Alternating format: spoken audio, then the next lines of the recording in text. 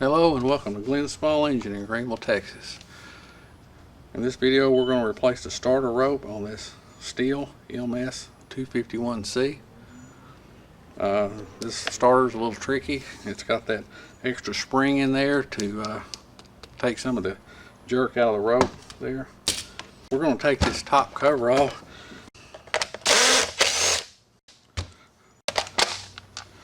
Most of the screws on this saw is Torx bit T27.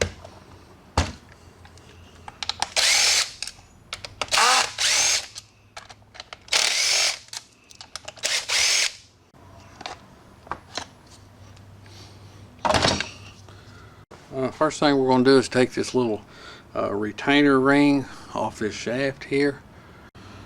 It's just a little ring there that you have to take off.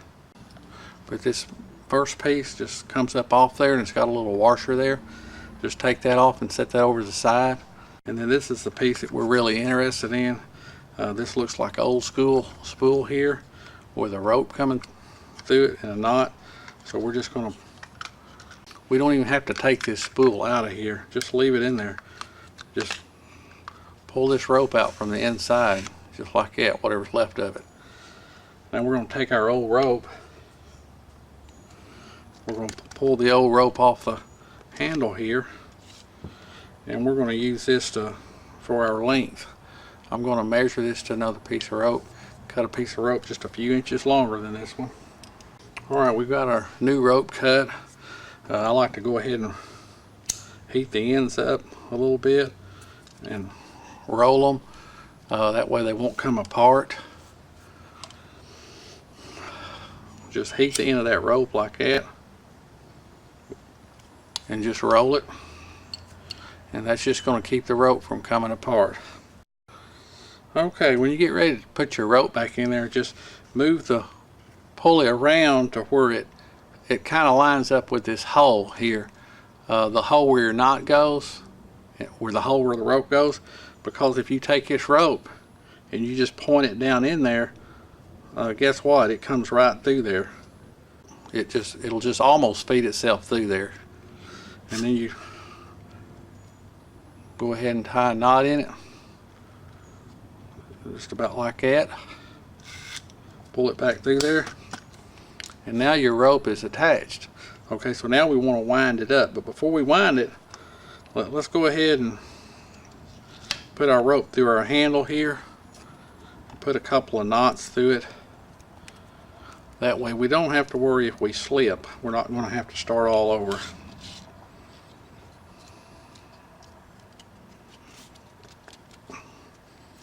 Okay, now we can wind this up. So we're going to pull this rope back through a little bit of it. And we're going to go ahead and start winding it in the direction that the rope goes. Make sure you don't wind it backwards. If you do, it could damage the spring. So, and also another thing is you do not want to over tighten the spring. When you feel this spring start to bind up, you know you're almost there. Just go ahead and back it off. I'd like to back it off about a turn there. That's the mistake that I see a lot of people make. They just wind their spring up too tight and it tears it up. So you can see when I pull the rope all the way out, I still have room left on my spring, so my spring will work. So that's it. Now I'm going to blow some of the dust off this here. Don't forget that there's a washer right there. Don't lose it.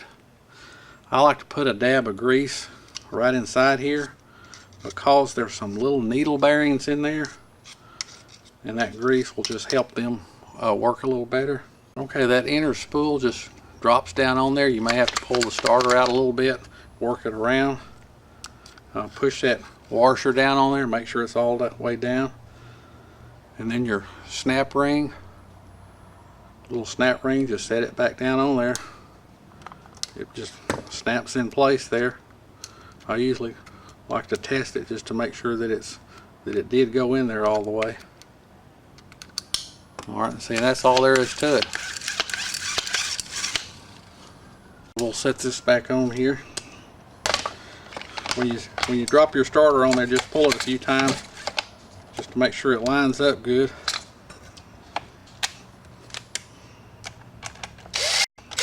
I like to get all my screws started and pull down, and then I'll tighten them up.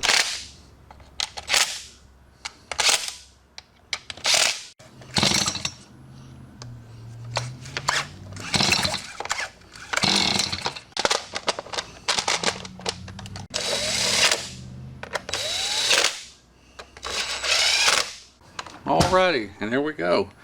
Hope you enjoyed this video. I hope it saves you some money. Stay tuned for more videos at Glenn's Fall Engine in Greenville, Texas.